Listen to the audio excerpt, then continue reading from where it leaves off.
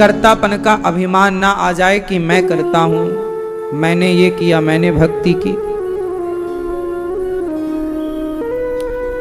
इसलिए अभिमान ही ना आए, इसलिए सबसे उत्तम है पूर्ण रूप से उनके हो जाना। बाद में जब भगवान आए, गोपियां फिर समझ गई कि गलती हुई, उसे सुधारा जाए। सारी जिंदगी हमें गलतियां ही तो सुधारनी हैं। करोड़ों जन्मों की गलतियां तो हो गई, अब उन्हें सुधारा जाए। कथा की गंगा यही सिखाती है। कल हम लोगों ने सुना कि भगवान का विवाह हुआ मां भगवती रुक्मणी जी से। रुक्मणी मंगल में पूजा हमारे श्रीमान रतन कुमार जाना जी ने, श्रीमती मीता रानी जाना जी, बेटी मोमिता हाइद जी और आपके दामाद जी आज आए हैं चिरंजीत जी। बहुत बहुत स्वागत है आपका चिरंजीत हाइद जी का। स्वर्गीय पुत्र रोहित कुमार जाना जी की स्मृति में समस्त जाना परिवार की ओर से कथा का यह आयोजन हो रहा है। दिल्ली करोल बाग से आप हैं, पहले रहने वाले बंगाल से हैं। आपके द्वारा की गई कथा में, आपके द्वारा इस आयोजन में कार्तिक का यह पावन पर्व चल रहा है। आज देव दीपावली है, पूर्णिमा। आज अपने घर में 5 दीपक कम से कम जलाइएगा, ज़्यादा से ज़्यादा आपकी मर्जी, कम से कम 5 दीपक, क्योंकि आज देव दीपावली है। तो पंचदेव उपासना होती है ना हमारे यहाँ, और पंच तत्व भी हैं, पृथ्वी जल वायु अग्नि आकाश, तत्व भी 5, और पंचदेव भी हैं, 5 देव। तो ये 5 दीपक जलाकर 5 लोगों को प्रणाम कीजिए। किन किन को प्रणाम कीजिएगा? भगवान श्रीमन नारायण को, भगवान विष्णु को, भगवान विष्णु के नाम का 1 दीपक, भगवान शिव के नाम का 2रा दीपक, भगवान गणेश जी के नाम का 3रा दीपक, भगवान सूर्य के नाम का 4था दीपक, और माता दुर्गा के नाम का 5वां दीपक। हम सनातनी लोग ये पंचदेव उपासना करते हैं, अर्थात हम 5 की पूजा करते हैं, 5 की स्तुति करते हैं, 5 की आराधना करते हैं। तो आप लोग आज देव दीपावली 5 दीपक जलाकर कम से कम मनाएं और भगवान की आराधना करें, भगवान का ध्यान करें। कल हम लोगों ने सुना कि भगवान, आप लोगों ने आज भागवत जी के पोथी पाठ भी भक्तों ने बिठाए हैं। अपने घर की सुख शांति समृद्धि के लिए आज भागवत जी का पोथी पाठ आपका संपन्न हुआ, और आपके पुण्य से आपके पितरों की भी सदगति हुई। भागवत जी के पोथी पाठ से बच्चों को भी भागवत जी की कृपा का सुरक्षा कवच मिला। आपके जीवन में जितने दोष थे, पितृदोष, मातृदोष, पितृदोष, मातृ ऋण, पितृ ऋण, देव ऋण, ऋषि ऋण, देव दोष भी हो जाते हैं, ऋषि दोष भी हो जाते हैं, पितृ दोष भी हो जाते हैं। ये तमाम ऋण हैं, मातृ ऋण, पितृ ऋण, देव ऋण, ऋषि ऋण। इन सभी ऋणों से मुक्ति पाना है एक साथ, तो भागवत की कथा ही आपको हर ऋण से उऋण कर देती है, मुक्त कर देती है। इसलिए भागवत सुननी चाहिए।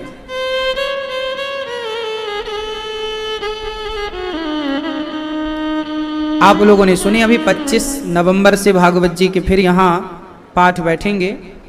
आप भी कर सकते हैं अपने लिए, अपने पूर्वजों के लिए। जो प्रसाद आप लोगों को मिला ना भागवत जी का, कितने लोगों ने आपने पोथी पाठ कराई? यहाँ पोथी पाठ कराने वाले भक्त, प्रसाद जाकर के जो मिला है वो थोड़ा आप ग्रहण करना, बच्चों को देना। जहाँ धन धान्य रखते हैं वहाँ भी प्रसादी लाल कपड़े में बांधकर, चावल जो प्रसाद मिला श्रेयोदान का लाल कपड़े में बांधकर जहां पैसे रखते हो वहां भागवत जी का ये प्रसाद रख देना, ताकि सदा आपका धन धान्य बढ़ता रहे। आपका धन धान्य बढ़ेगा तो निश्चित ही आप किसी का भला करोगे, तो आप सबका भला करें, इसलिए आपका धन बढ़ना चाहिए। इसके लिए भागवत जी आपके सारे द्वार खोल देती हैं। कल हम लोगों ने सुना कि भगवान गोपियों को छोड़कर जब आए तो गोपियों की याद में भगवान ने उद्धव जी को वृंदावन भेजा। कहा घनश्याम ने उद्धव से वृंदावन जरा जाना, वहां की गोपियों को ज्ञान का कुछ तत्व समझाना। विरह की वेदना में वे सदा बेचैन रहती हैं, तड़प कर आह भरती हैं और रो रो कर ये कहती हैं। गोपियां जब भगवान की याद में रोईं तो उद्धव जी आए समझाने। चले मथुरा से जब कुछ दूर वृंदावन निकट आया, वहीं से प्रेम ने अपना अनोखा रंग दिखलाया।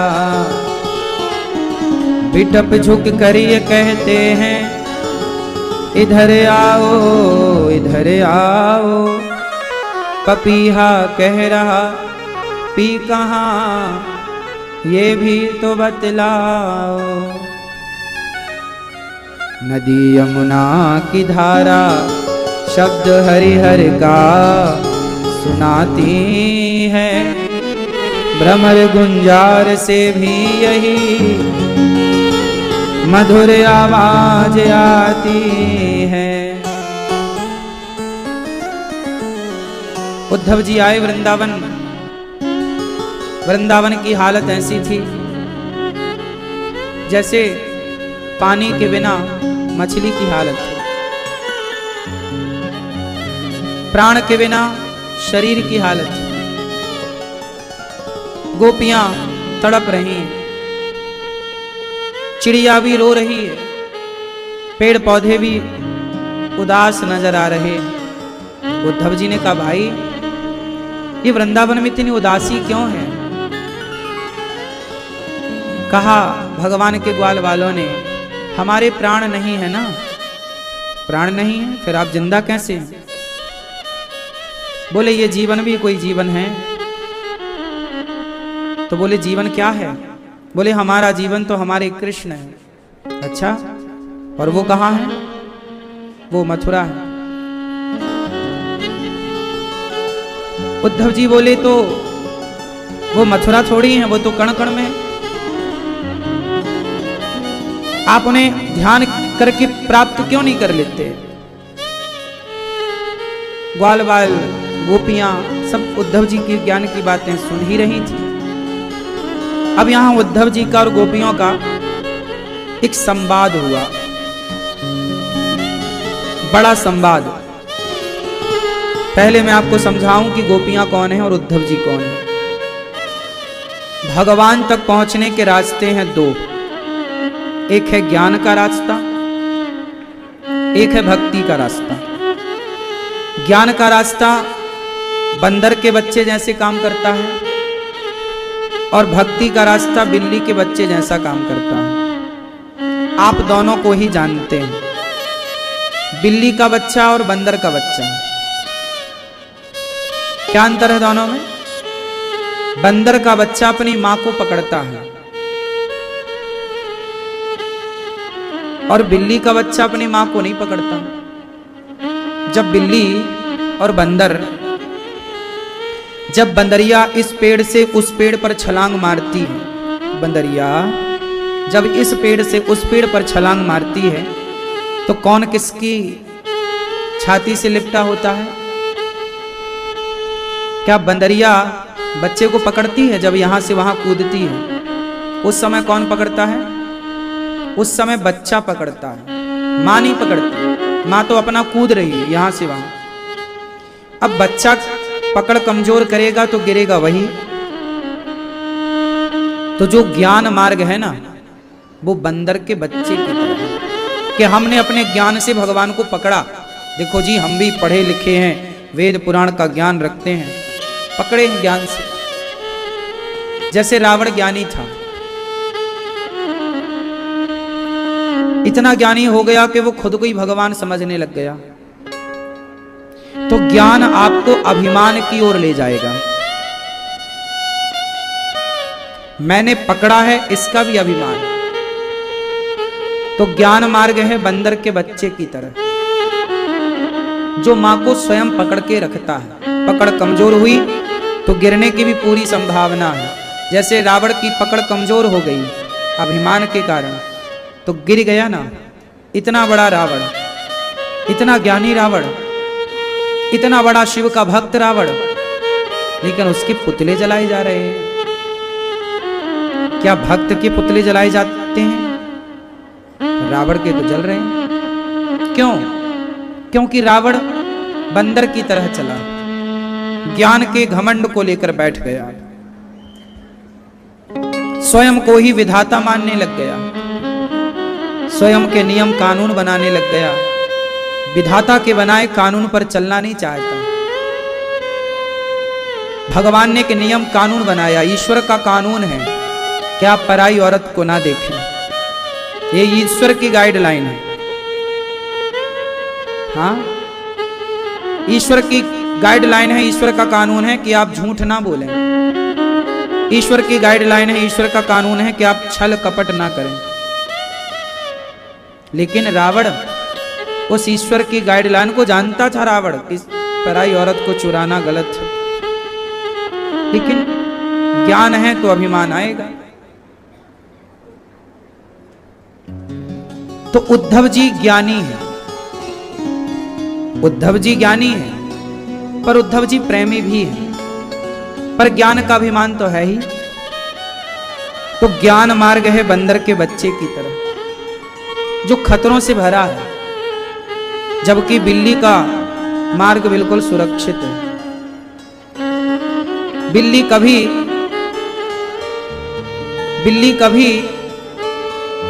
बिल्ली का बच्चा कभी अपनी मां को नहीं पकड़ता।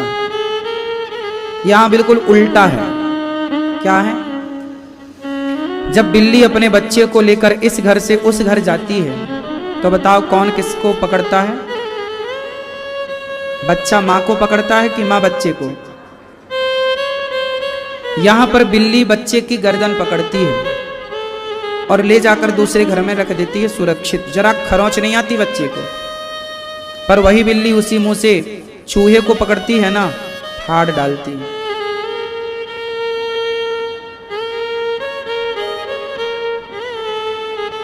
तो बिल्ली का जो मार्ग है वो बढ़िया ये है कि बच्चा तो बैठा है, मां आएगी, जहां ले जाएगी हम वहां चले जाएंगे। ये है भक्ति मार्ग। ज्ञान मार्ग वो है जो अपनी समझ से चलना हो, और भक्ति मार्ग ये है बिल्ली के बच्चे की तरह कि बच्चा बिल्ली के आश्रित है, जहां चाहे ले जाए। ऐसे ही भक्त जो होता है भगवान के आश्रित हो जाता है कि अब जहां आपका मन हो प्रभु वहां ले जाओ, जो देना है वो दो, चाहे तू रख ले चाहे डुबा दे, फूलों में रख चाहे कांटे चुभा दे।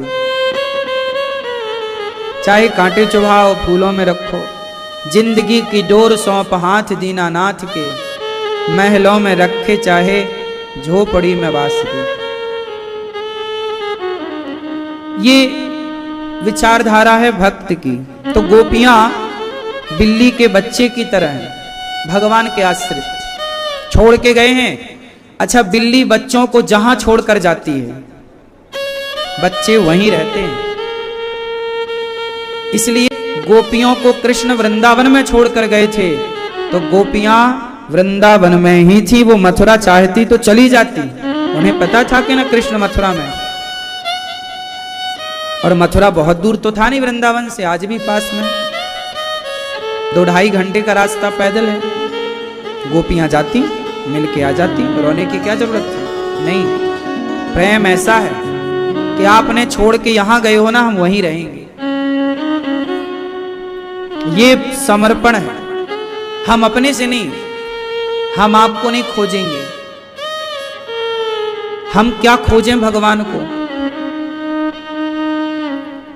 इसलिए जब लोग भक्त लोग भगवान का दर्शन करते हैं ना, तो दोनों हाथ उठा के ऐसे दर्शन करते हैं, ऐसे।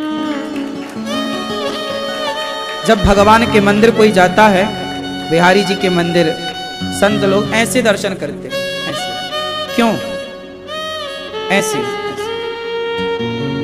बिहारी जी के दर्शन करने जाओ तो थोड़ा ऐसे, हे नाथ। ऐसे का क्या भाव है? ऐसे इसलिए आपने भी देखा होगा, गौरांग महाप्रभु का चित्र कई बार आपको ऐसे मिलता है ना? क्यों? चैतन्य महाप्रभु ऐसे क्यों? ऐसा ऐसे क्यों? ये हाथ ऊपर क्यों है? ये हाथ ऊपर होने के पीछे का जो भाव है, रहस्य है, वो ये है कि जैसे छोटा सा बच्चा जब आपकी गोद में आना चाहता है तो उसकी मुद्रा क्या होती है? छोटा बच्चा जब आपकी गोद में आना चाहता है तो वो दोनों हाथ ऐसे कर लेता है, अब हमें उठाओ, गोद में बिठाओ। जैसे छोटा बच्चा आपकी गोद में आना चाहता है, इसलिए वो दोनों हाथ ऊपर की ओर करता है। ऐसे जब भक्त भगवान की गोद में जाना चाहता है तो वो भी कहता है कि प्रभु हमने तो देखो हाथ उठाए हैं आपको पाने के लिए, अब आप भी अपने हाथ बढ़ाओ ना और हमें अपने हृदय से अपनी गोद में बिठाओ ना। अपनी गोद से क्यों उतार दिया आपने? इसलिए जगन्नाथ जी के दोनों हाथ आगे की ओर है, ऐसे। देखो ध्यान से, जगन्नाथ जी के दोनों हाथ कहाँ हैं? आगे। क्यों? जगन्नाथ जी कहते हैं कि मैंने, अच्छा ये बताओ, जब कोई आपका मित्र या आपकी माँ जब आपको गले लगाना चाहती है तो कैसे? जब आप किसी अपने फ्रेंड को, अपने सखी को, अपने मित्र को, अपने भाई को, अपने पिता को, अपने पुत्र को गले लगाना चाहते हैं तो गले लगाने की मुद्रा क्या होती है? मानो भगवान कहते हैं कि मैंने तो गले लगाने के लिए हाथ बढ़ा दिए, अब तुम आओ और मेरे गले से लग जाओ, तुम भी तो बढ़ो मेरी ओर। पर विडंबना ये है कि भगवान तो हाथ पसारे खड़े हैं, मैं तो तैयार हूं तुम्हें गले लगाने को, पर तुम स्वयं मेरे गले लगने को तैयार नहीं हो। तुम कहां अपने हाथ उठा रहे हो? इसलिए जब भी मंदिर जाओ तो ऐसा भाव बनाओ कि हम भगवान के गले लग रहे हैं। तो गोपियां वही भक्त हैं जो बिल्ली का बच्चा है, मां के आश्रित, भगवान का आश्रित हो जाना। भगवान के आश्रित होना बहुत सुख देने वाला है। पर विडंबना देखो, इस संसार में आप सबके आश्रित हो जाते हैं। कोई नेताओं के आश्रित है, कोई परिवार के आश्रित है। आप लोग जन्म से लेके ना मरते दम तक क्या सोचते हैं? हमने बच्चे पैदा किए, क्यों? हमारा बच्चा हमारी सेवा करेगा, बुढ़ापे में हमारा साथ देगा। 100 में से 99.99 लोग इसी मानसिकता में जीते हैं, हमारा बेटा हमारा साथ देगा। भगवान करे आपका बेटा आपका खूब साथ दे, लेकिन आपने जो मानसिकता बनाई ना, मेरा बेटा मेरा साथ देगा, क्यों? आपको बेटे के साथ का भरोसा है? बेटे का साथ चाहिए, भगवान का भरोसा नहीं है। आपको यह भरोसा होता है कि मेरा बेटा मेरी सेवा करेगा, भले वो करे या ना करे। पर माँ बाप को तो, सारे माँ बाप को भरोसा होता ही है कि मेरा बेटा तो मेरी सेवा करेगा। और करना भी चाहिए हर बच्चे को। लेकिन मैं आपसे एक बात कहूं हाथ जोड़ के, शायद ये बात आपको अच्छी ना लगे तो मत मानिएगा, पर मेरी तो कहने की आदत है तो मैं कहे देता हूं। आपको अच्छा ना लगे तो मानिए मत, कोई जबरदस्ती नहीं है, ये मेरे पर्सनल विचार हैं, मैं आप पर थोप नहीं सकता। मेरा मानना है कि मैं बचपन से शुरू से ये क्यों मन में बनाऊं भाव कि मेरा बेटा मेरी सेवा करेगा, मेरा बेटा मेरा ख्याल रखेगा। नहीं, मेरा बेटा मेरी सेवा नहीं करेगा, मेरा बेटा मेरा ख्याल नहीं रखेगा, मेरे भगवान मेरे ख्याल रखेंगे। भगवान के भरोसे हूं मैं, कोई बच्चों के भरोसे नहीं हूं। मैंने ये मानसिकता नहीं बनाई कि बच्चे मैंने इसलिए पैदा किए कि जी अब मैं तुम्हारे आश्रित हो जाऊं ना। मैं सदा भगवान के आश्रित था, सदा भगवान के आश्रित हूं, सदा भगवान के ही आश्रित रहूंगा। मुझे किसी के आश्रित रहने की जरूरत नहीं,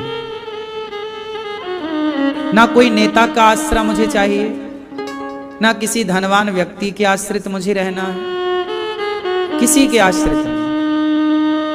जब एक भगवान का बल होगा तो दूसरे बल की जरूरत ही नहीं पड़ेगी।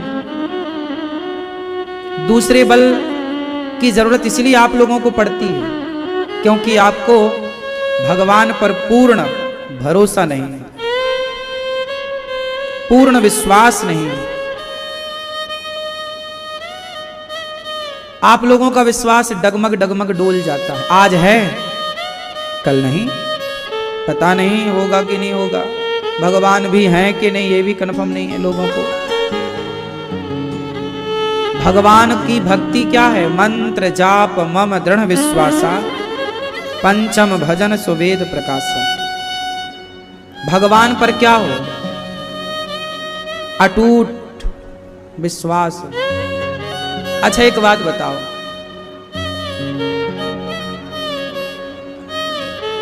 सुई के छेद से, सुई के छेद से कभी हाथी और घोड़ा निकल सकता है?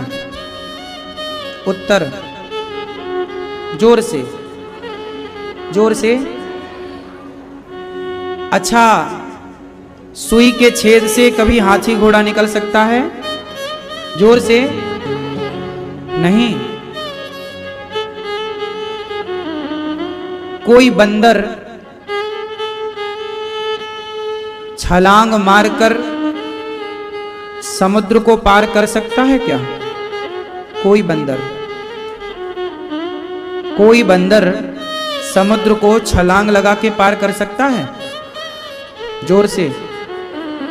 हाँ, इतने सारे बंदर घूम रहे हैं, किसी बंदर से बोलो कि जरा मार छलांग, कर ले जरा समुद्र को पार, कर लेगा? उत्तर दो। नहीं,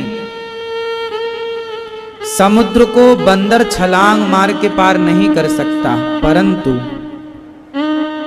भगवान कृपा करें तो बंदर समुद्र को छलांग लगा के पार कर भी सकता है। हनुमान जी कर गए कि नहीं? यदि वो भगवान कृपा करते हैं तो एक बंदर में इतनी सामर्थ्य आ जाती है कि वो समुद्र को छलांग मार के पार कर सकता, जो कि असंभव है, जो कि। लेकिन जब भगवान कृपा करते हैं तो असंभव भी संभव हो जाता है। यदि भगवान चाह लें तो बंदर समुद्र को छलांग मार के पार कर सकता है, और यदि भगवान चाह लें तो सुई के छेद से भी हाथी और घोड़ा निकल सकते हैं। इतना सा मुंह खोला कन्हैया ने, ब्रह्मांड दिखाई पड़ा कि नहीं? जिनके इतने से मुंह में ब्रह्मांड है, इतने से मुंह में पूरा ब्रह्मांड समा गया, तो सुई के छेद से हाथी और घोड़े निकल गए, इसमें आश्चर्य क्या है? अच्छा एक बात बताएं, माना कि ये पत्थर है पुष्प, थोड़ी देर के लिए पत्थर, माना कि ये पत्थर है, इतना बड़ा टुकड़ा पत्थर का, यदि भगवान चाहें तो इतने से पत्थर के भीतर एक समूचे संसार की रचना कर सकते हैं। पता है आपको? इस इतने से पत्थर के अंदर करोड़ों लोग, नदियां, समुद्र, पर्वत, पहाड़ और पूरा जैसे ये संसार चल रहा है ऐसे इसके भीतर भगवान चाहें तो प्रत्येक कण कण में एक एक संसार की रचना कर सकते हैं। नहीं कर सकते? ऐसे भगवान पर आपको विश्वास नहीं हो पाता, ये बड़ी विडंबना है। जो भगवान इतने शक्तिशाली, इतने पावरफुल, उन भगवान पर आपको पक्का विश्वास नहीं। इसलिए कहता हूं अपने विश्वास को पक्का कीजिए।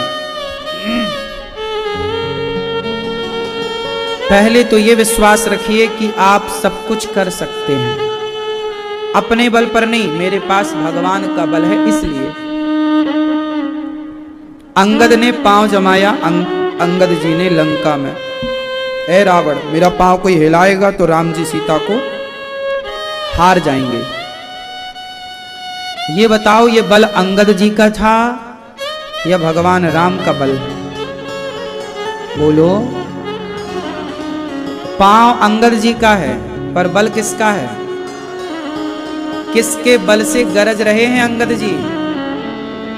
जिसके बल से अंगद जी गरज रहे थे उन्हीं के बल से हम भी गरजते हैं, उन्हीं के बल से हम चलते हैं, उन्हीं के बल से हम बातें करते हैं, उन्हीं के बल हम रहते हैं।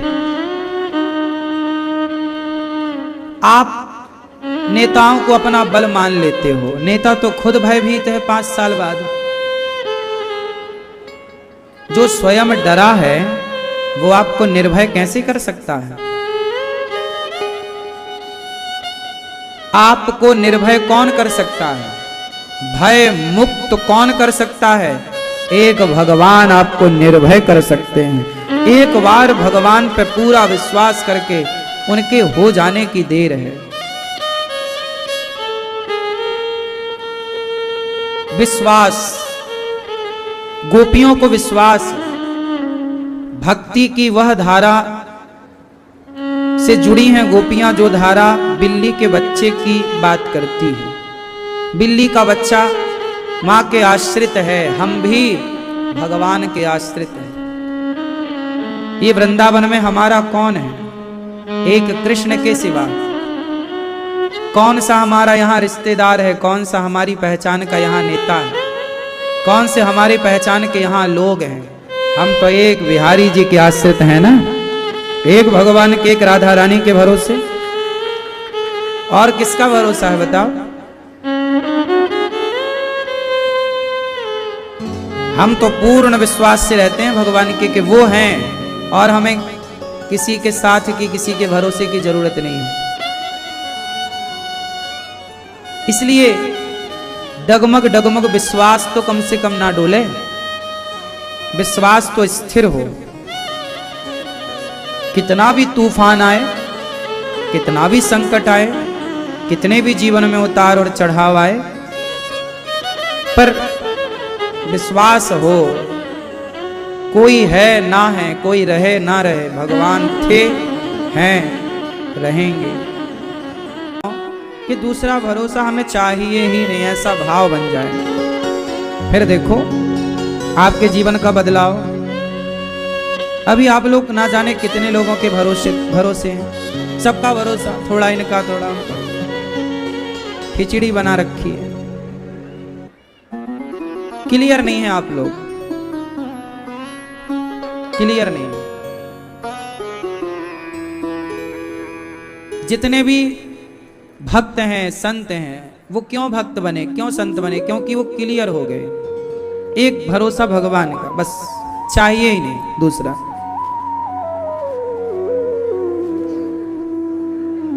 एक भरोसे एक बल, वाह!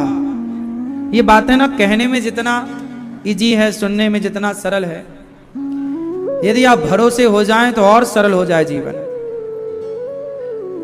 मान लें, आप मान नहीं पाते, जानते सब हैं, समझते सब हैं, पर एक भगवान के भरोसे रह नहीं पाते। मैं तो कहता हूं कि वो शादी वाला जो घोड़ी है ना, शादी मैं लड़का घोड़ी में बैठ के जाता, वो घोड़ी भी बहुत सिखाती है।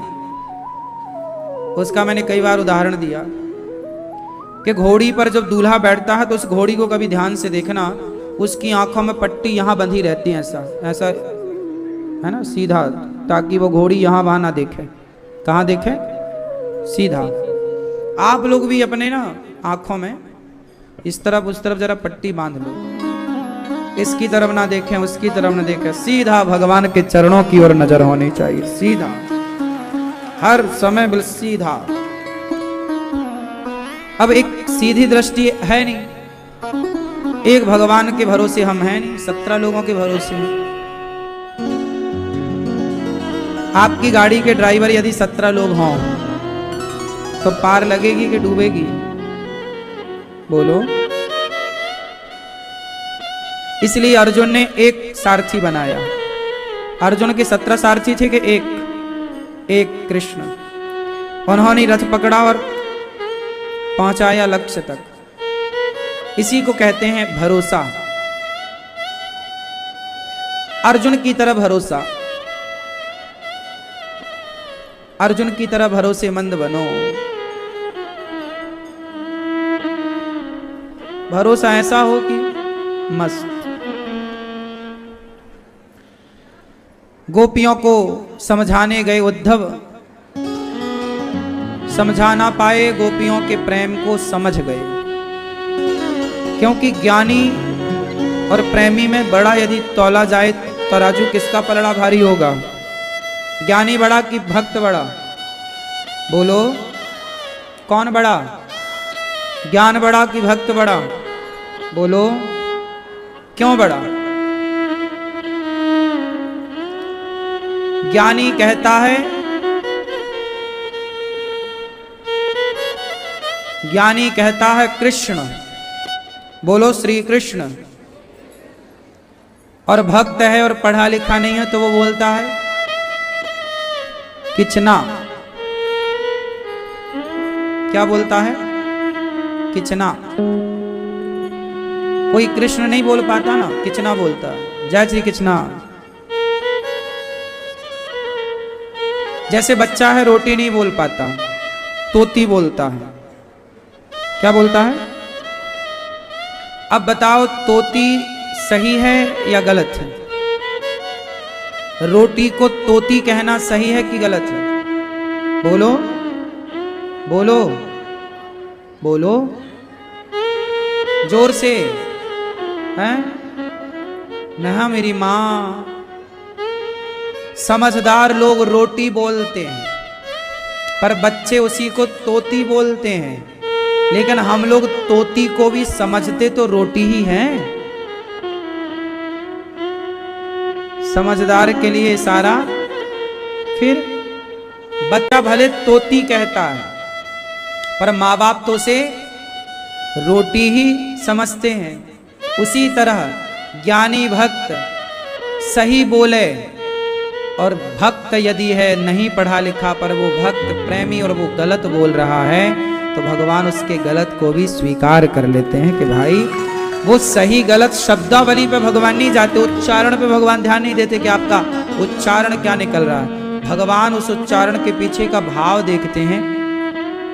अब जैसे वाल्मीकि जी राम राम नहीं जप रहे थे, मरा। क्या जप रहे थे? बोलो मरा। मरा।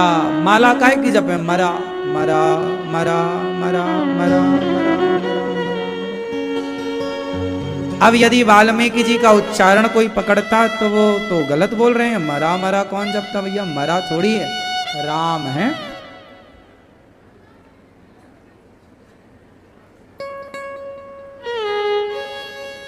पर उल्टा नाम जपत जग जाना, वाल्मीकि भय ब्रह्म समाना। वहां ये नहीं देखा गया कि आपका उच्चारण कैसा है, आप शुद्ध उच्चारण कर रहे हैं कि गलत उच्चारण कर रहे हैं, अशुद्ध उच्चारण कर रहे हैं। ज्ञानी लोग इस बात का ध्यान रखते हैं कि आपका उच्चारण शुद्ध है कि अशुद्ध है। लेकिन मीराबाई एक बार भजन गा रही थी। मीराबाई भजन गा रही, मेरे तो गिरधर गोपाल दूसरो ना कोई ज्ञानी आया वहां पर, संगीत का क्या जानकार था। तो मीरा से बोला, है मीरा राग से गाओ, राग से, तुम्हारी राग छूट रही है, सुर छूट रहे हैं, अच्छे सुर लगा। दूसरा संगीत का वो भी ज्ञानी, अरे बोले ताल से गाओ, ताल, तुम्हारी ताल छूट रही है, रिदम कहीं जा रही है। मैया बैठो मेरी माँ, पीछे वाले भक्त तुम्हारी पीठ देख रहे हैं, बैठ जा।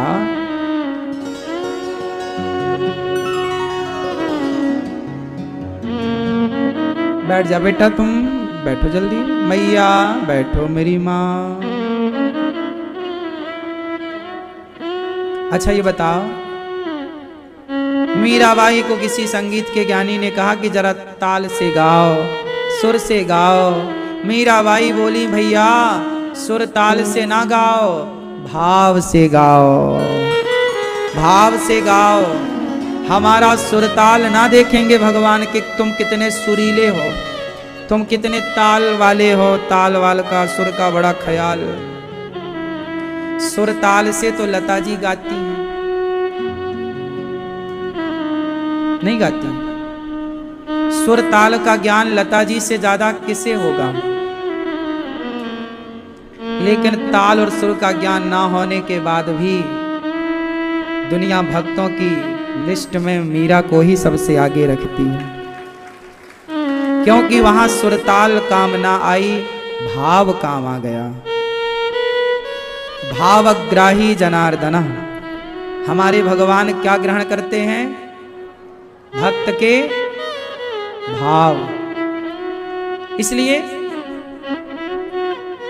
भगवान की भक्ति जो है, इसलिए भगवान ज्ञानियों से नहीं, प्रेमियों से, भक्तों से प्रेम करते हैं। ज्ञानी भगवान को पसंद है, ज्ञानी भगवान की आत्मा है, ज्ञानी भगवान की आत्मा है, पर भक्त भगवान के परमात्मा है। भगवान अपने भक्तों का ध्यान करते हैं, भक्तों की भक्ति करते हैं। सुदामा जी भगवान का ध्यान करते हैं और भगवान सुदामा जी का ध्यान करते हैं। एक दिन भगवान श्री कृष्ण उदास बैठे हैं द्वारिका में, आंखों से आंसू गिर रहे हैं द्वारिकाधीश के। बैठे हैं सिंहासन पर, आंखें बंद हैं और आंसू टप टप टप टपक रहे हैं। बगल में रुक्मणी मां बैठी हैं, अन्य भगवान की पत्नियां बैठी हैं, दास पंखे झलका रहे हैं। भगवान की आंखों से आंसू रुक नहीं रहे। किसी ने इशारा किया मां रुक्मणी जी की ओर, मां देखो जरा प्रभु की आंखों में आंसू क्यों हैं। जब रुक्मणी मां ने देखा कि भगवान रो रहे हैं, तो रुक्मणी जी ने भगवान को हिलाया, प्रभु क्या हुआ, आप रो रहे हैं, आपकी आंखों में आंसू हैं। भगवान बोले, रुक्मणी रोने दो। क्यों रो रहे हैं प्रभु, आपकी आंखों में आंसू क्यों, क्या करें, हमारा भक्त 4 दिन से भूखा है। अच्छा, कौन सा भक्त, सुदामा। रुक्मणी जी जोर से हंसी, वाह, जब आपको पता है कि वो आपका भक्त है और भूखा है, तो आप उसे व्यवस्था क्यों नहीं करते, देते क्यों नहीं, आप तो सब कुछ कर सकते हैं, दे दो। भगवान बोले, मैं क्या करूं, उसे देना तो चाहता हूं, पर वो लेने को तैयार ही नहीं। उसे मैंने बहुत सारा धन भिजवाया, मना कर दिया कि भैया। एक आदमी आया भगवान श्री कृष्ण की ओर से सुदामा जी के पास बहुत सारा धन लेकर, भैया ये फलाने राजा ने भिजवाया है आपके लिए, रख लो। सुदामा जी बोले, नहीं भैया ले जा, मैं तो भिक्षा मांगता हूं, और भिक्षा मांग कर जो मिल जाए, 5 घर जाते हैं सुदामा जी, बस 5 घर में मिल जाए तो ठीक, नहीं मिले तो ठीक, 6वें घर नहीं जाते। इतना संतोष यदि जीवन में व्यक्ति के आ जाए तो वो आदमी रह ही कहाँ जाए, वो स्वयं भगवान हो जाए। इतना संतोष सुदामा जी को। द्वारिकाधीश कह रहे हैं कि वो मैं तो चाहता हूं ले, पर लेता ही नहीं सुदामा। मैंने रास्ते में कई बार उसे धन पड़ा हुआ दिया, भगवान ने धन रास्ते में दे दिया। सुदामा ने उस रास्ते को ही छोड़ दिया जहां आगे धन था, दूसरे रास्ते से निकल गए। ऐसा ईमानदार। और नाम भगवान का श्री कृष्ण अहरनिश चलता है, श्री कृष्ण सोते जागते श्री कृष्ण। भीख मांगते हैं, भिक्षा। 4 घर जाते हैं, 5 घर, कुछ मिल जाए तो ले आए, नहीं मिले तो भूखे बच्चे, भूखा परिवार, भूखी पत्नी। सुशीला बोली कि प्रभु 4 दिन हो गए आज चूल्हा नहीं जला, भरपेट बच्चों को भोजन नहीं मिला। सुदामा जी बोले कोई बात नहीं, आज बच्चों से कह दो कि वो पानी पीकर सो जाएं, कल कुछ मिलेगा तो खाएंगे। और ध्यान में लग गए, श्री कृष्ण श्री कृष्ण। भगवान रो पड़े कि वाह, मेरे आश्रित रहने वाला भक्त 4 दिन से भूखा है, इतना भूखा, इतना कष्ट में है, लेकिन उस कष्ट में भी उसने मुझे भुलाया नहीं। आदमी के ऊपर जरा विपत्ति आ जाए ना तो वो भगवान को भूल जाता है। जरा सा संकट आ जाए सबसे पहले इंसान भगवान को ही भूलता। लेकिन धन्य है सुदामा जी, इतनी विपत्ति, इतना संकट है, सुदामा जी ने भुलाया नहीं हर क्षण। अब सोचिए कि सुदामा जी का ध्यान कृष्ण कर रहे हैं, क्या भक्ति है सुदामा जी की। मजबूर कर दिया सुदामा के त्याग ने, मजबूर कर दिया सुदामा जी के संतोष ने, मजबूर कर दिया सुदामा जी की भक्ति ने कि भगवान भी सुदामा का ध्यान लगाए बैठे। ऐसा संतोष कहां है आज? करोड़ों होने पर भी लोगों को संतोष नहीं हो रहा है। सुदामा के पास तो कुछ नहीं था फिर भी संतोष, आपके पास सब कुछ है फिर भी संतोष नहीं। अब देखिए कि भगवान को पाने के रास्ते क्या हैं। सुदामा जैसा संतोष जितना है बहुत। और सुदामा जी ने कभी शिकायत तो की ही नहीं कि प्रभु चूल्हा नहीं जला, आज देखो आप नहीं जला, कोई बात नहीं। उस हाल में भी कृष्ण कृष्ण। ऐसा जरा आप लोग जरा इस दृष्टिकोण से देखो कि सुदामा जी कितने बड़े भक्त हैं। कुछ ना होने पर भी श्री कृष्ण जप रहे हैं। ना पहनने को ठीक से कपड़े, ना रहने को बढ़िया सी झोपड़ी है, ना खाने को पेट भर रोटी है, फिर भी कोई कृष्ण को जप रहा है।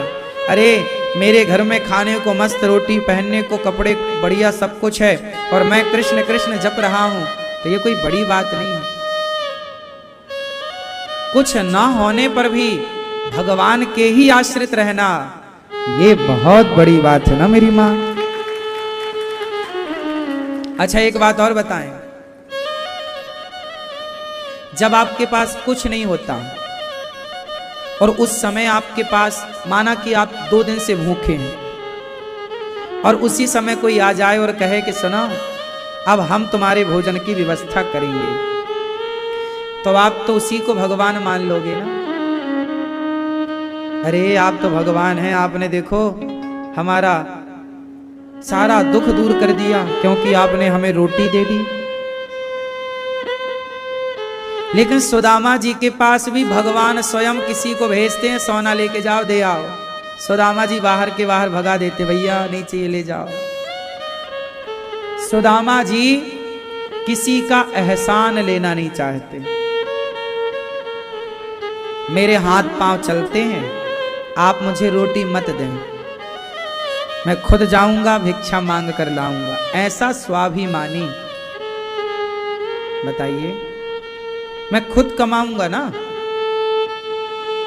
आपके टुकड़ों पर मैं क्यों पलूं? खुद कमाओ। सुदामा जी बोले मैं कल भिक्षा मांगने जाऊंगा। ब्राह्मण है ना, और ब्राह्मण यदि भिक्षा मांगता है तो वो उत्तम कोटि का ब्राह्मण है, जो भिक्षा मांग करके अपना पेट भर रहा, वो श्रेष्ठ ब्राह्मण है। भिक्षा मांगना अच्छा है। पता है आपको, पहले के जमाने में ब्राह्मण भिक्षा मांगता था। बोलो हाँ, ये बात सही है कि गलत है? बोलो। पहले के ब्राह्मण, मैं बचपन में मैं स्वयं भी गांव में भिक्षा मांगने जाता था, और आज भी मैं आप लोगों से भिक्षा मांगता हूं। मैंने अपना स्वभाव नहीं बदला, ना मैंने अपना धर्म बदला। अब आप सवाल करिए कि ये ब्राह्मण भिक्षा मांगता क्यों है? क्योंकि ब्राह्मण इस धरती का एक मात्र ऐसा मनुष्य है, एक ऐसा प्राणी है जो आपको ये कहना चाहता है कि देखो, भीख मांगकर खाना पड़े तो खा लेना पगले, कभी बेईमानी करके धन्ना सेठी ना बनाना, धन्ना सेठ ना बनना, बेईमान ना बनना। इसलिए ब्राह्मण सदा से गरीब रहा है, क्योंकि ये उसकी ईमानदारी का परिचय है। वो सदा से क्या रहा है? गरीब। क्यों? क्योंकि वो ईमानदार है। वो भीख मांग के खाएगा, लेकिन चोरी नहीं करेगा। चोरी करना होता तो भीख काहे मांगता? लेकिन आप लोगों ने, धन्य हैं आप लोग, कि पंडित जी जब आपके घर भीख मांगने आते तो आप लोग भीख देने की बजाय आजकल उपदेश करने लग गए हो। अरे पंडित जी, कमा के खा नहीं सकते। हम भी पहले गांव में भिक्षा मांगने जाते थे, महीने में 2 बार जाते थे, अमावस और पूर्णिमा। कोई विशेष त्योहार आ जाए तो भिक्षा मांग के ले आते थे। बाकी महीने में 2 बार जाते थे, और महीने में 2 बार जाते थे तो 2 बार में इतना मिल जाता था कि पूरा महीना निकल जाता था। फिर क्या हुआ, कुछ लोगों ने देखा कि पंडित जी आ रहे हैं तो दरवाजे बंद कर लेते थे। कुछ लोगों ने देखा पंडित जी आ रहे हैं तो हम जाके द्वार पे आवाज लगाते थे, भिक्षाम देही मैया, मौसी। गांव था ना, तो गांव में तो मौसी होती हैं, सब बुआ होती हैं, चाची, बुआ, मौसी। हमारे गांव में सबको हम मौसी कहते थे, चाची कहते थे, और बुआ। 3 रिश्ते थे गांव में सबसे। तो आवाज लगाते थे, मौसी भिक्षा दे दो, भिक्षाम देही। तो मौसी ले आती थी, बुआ सब। कुछ लोग थे चतुर, दरवाजे बंद कर लेते थे, देख के पंडित जी आ रहे हैं तो हम फिर जाते नहीं थे उनके। वो ब्लैक लिस्ट हो जाता था अपने लाइन में, अब तेरे घर नहीं आएंगे। अगली बार फिर हम उसके घर जाते ही नहीं थे। कुछ लोग बहाने बना देते थे, पंडित जी बाद में आना, जबकि उन्हें पता था कि महीने में 2 बार ही आते हैं, और तुम बोल रहे हो बाद में आना, तो तुम्हारे अलग से थोड़ी आएंगे। तो ना देने के बहाने। एक बात और बताऊं, ब्राह्मण का गरीब होना इस बात का सबूत है कि ब्राह्मण सदा ईमानदार रहा। हाँ या ना? बोलो। उसके गरीबी का प्रमाण ही उसकी ईमानदारी का प्रमाण है, उसका भिक्षा मांगना ही उसकी ईमानदारी का प्रमाण है, पहला। दूसरा, सुदामा जी का अपना एक गुरुकुल था। वो गुरुकुल में, मतलब वो बच्चों को पढ़ाते भी थे। कोई बच्चा पढ़ने आ जाए तो पढ़ाते थे, और पढ़ाने का वो कोई शुल्क दे तो कभी ना लेते थे। भैया, आज भी हमारे गुरुजी, जिन गुरुजी से हम पढ़े हैं, हमारे गुरुजी ने पढ़ाने का कभी शुल्क नहीं लिया। आज भी जो विद्वान हैं, समझदार हैं, भक्त हैं, शास्त्रों में ये बात लिखी है कि पढ़ाने का पैसा लेने वाला चांडाल होता है। पढ़ाने का पैसा लेने वाला चांडाल होता है। इसलिए किसी भी गुरुकुलों में कभी कोई आचार्य बच्चों से पढ़ने का पैसा कभी नहीं लेते थे। भारत में सदा से शिक्षा फ्री रही है। अर्जुन पढ़े गुरु द्रोणाचार्य से, क्या फीस दी? आखिरी में जाता था चेला, गुरुजी पढ़ गया, पूरी शिक्षा हो गई, अब बताओ दक्षिणा क्या लोगे? ऐसा सुना ना आप लोगों? तब गुरुजी बोलते थे कि तुम दक्षिणा में ये दो या वो दो, या नहीं मांगते थे। तो शिक्षाएं पूरी फ्री थी। ब्राह्मण जब तक गरीब था तो वो भिक्षा मांग कर लाता, अपना गुजारा करता, और जो गुरुकुल में बचे होते थे ना, वो भी भिक्षा मांगने जाओ बेटा मांग के ले आओ। पहले गुरुकुल से बच्चे कहां जाते थे? भिक्षा मांगने। और समाज, आप गृहस्थ लोग भिक्षा देते थे ब्रह्मचारी बच्चों को, वो बना के, गुरु माता बना के खवाती थी और बच्चे पढ़ते थे। यही विधान रहा आज के 100 साल पहले तक। ये परंपरा भारत में थी, अब लुप्त है। अब किसी गुरुकुल के बच्चे भिक्षा मांगने नहीं जाते। आज भी जब यज्ञोपवीत होता है ना, तो भिक्षामदेही बच्चे भिक्षा मांगते हैं, वो एक निमित्त है। तो वो एक परंपराएं अब केवल नैंग के लिए बची हैं। पहले यथार्थ परंपरा थी कि जब बच्चे का यज्ञोपवीत होता था तो वो फिर गांव में 7 घर भिक्षा मांगने जाता था। हाँ या ना? तो ब्राह्मण भिक्षा मांगता और खा करके प्रेम से दिन भर पढ़ना और पढ़ाना, यही काम था ब्राह्मण का। अर्जुन जैसे क्षत्रिय, अर्जुन जैसे बालक, कर्ण जैसे बालक ब्राह्मणों के यहां ही पढ़े, और इन्होंने पढ़ने का कोई पैसा नहीं दिया, और इतनी बड़ी बड़ी विद्याएं पाए, सीखे, कोई मूल्य नहीं। विद्या जब तक इस देश में फ्री थी तब तक इस देश को विश्व गुरु कहा जाता था, और जब से विद्या का शुल्क आया तब तक फिर यहां पर विश्व गुरु अब पता नहीं कहां चला गया। जब तक बच्चे गुरुकुलों में पढ़ते थे, जब तक शिक्षाएं निःशुल्क थीं, तब तक इस देश में चाणक्य जैसे गुरुकुलों में, चाणक्य अपने गुरुकुलों में चंद्रगुप्त से क्या मूल्य लिया था बताओ? चंद्रगुप्त को पढ़ाया ना चाणक्य ने, क्या मूल्य लिया? सम्राट बनाया कि नहीं? जब तक इस देश में गुरुकुल थे तो गुरुकुल की शिक्षाओं से बच्चे सम्राट बनते थे, और आज की मैकाले की शिक्षा से सिवाय नौकर बनने के कुछ नहीं आता बच्चों को। आज पढ़ लिख के बच्चे क्या बनते हैं? नौकर।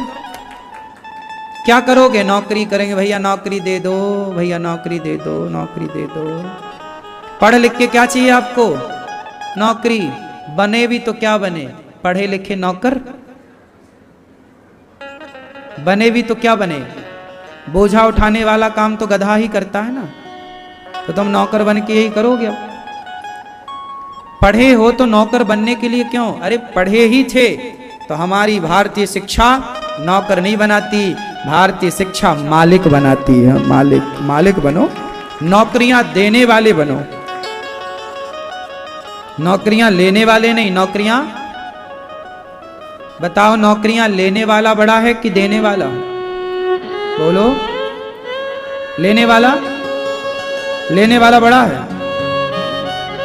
नौकरियां लो मत, इतने सफल बनो कि आप 10 लोगों को नौकरियां दें, 50 लोगों को नौकरियां दें। आप भी इतना पढ़े लिखे, और इतना पढ़ के बने क्या? नौकर। तुम्हें शर्म भी तो नहीं आती? तुम कॉलर उठा के कहते हो जी हम नौकर हैं। वाह, अरे मूर्ख नौकर। सारा भारत आज नौकर बनने के लिए रो रहा है, और बच्चों को नौकरी नहीं मिलती तो बेचारे फांसी लगा लेते हैं। इस तरह जुनून चढ़ा है नौकर बनने का। कितना तुम्हारा दिमाग खराब कर दिया मैकाले की शिक्षा ने। नौकर क्यों बनना है भाई? सवाल है मेरा। मालिक क्यों नहीं बनना है? टाटा, बिड़ला, अडानी, अंबानी ने भी सोचा होता कि मैं भी नौकर बनूं, फिर तो वो बन गए होते मालिक। अडानी अंबानी नौकर हैं कि मालिक हैं? उत्तर दो। अडानी अंबानी ये अपने काम के मालिक हैं, खुद का बिजनेस है, खुद की कंपनी है, खुद का नाम है। तुम्हारा क्या है? 4 लात मार के निकाल दे तुम्हारा मालिक तो घर बैठ जाओगे। कोरोना काल में कितनों की नौकरियां गई, थे तो नौकरी में। इसलिए नौकर ना बनो, ऐसा मत पढ़ो कि तुम्हें नौकर बनना पड़े, ऐसा पढ़ो कि तुम मालिक बनो। क्यों मैया क्या बोलती तू? क्या बनो? नौकर। इसलिए हम अपने बच्चों को मैकाले की शिक्षा, सरकार को मैकाले की शिक्षा समाप्त करके भारतीय शिक्षा प्रणाली लागू करनी चाहिए।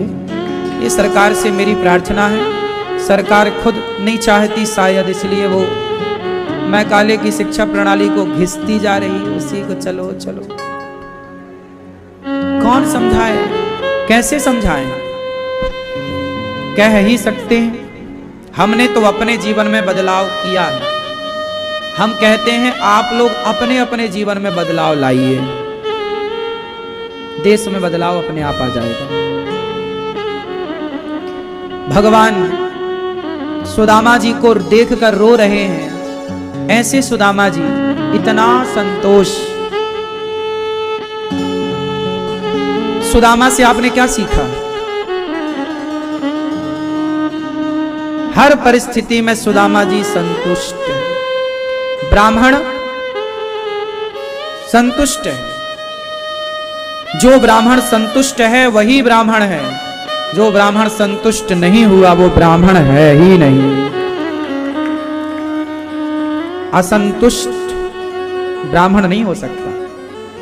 ब्राह्मण तो जितना मिल जाए उतना बहुत।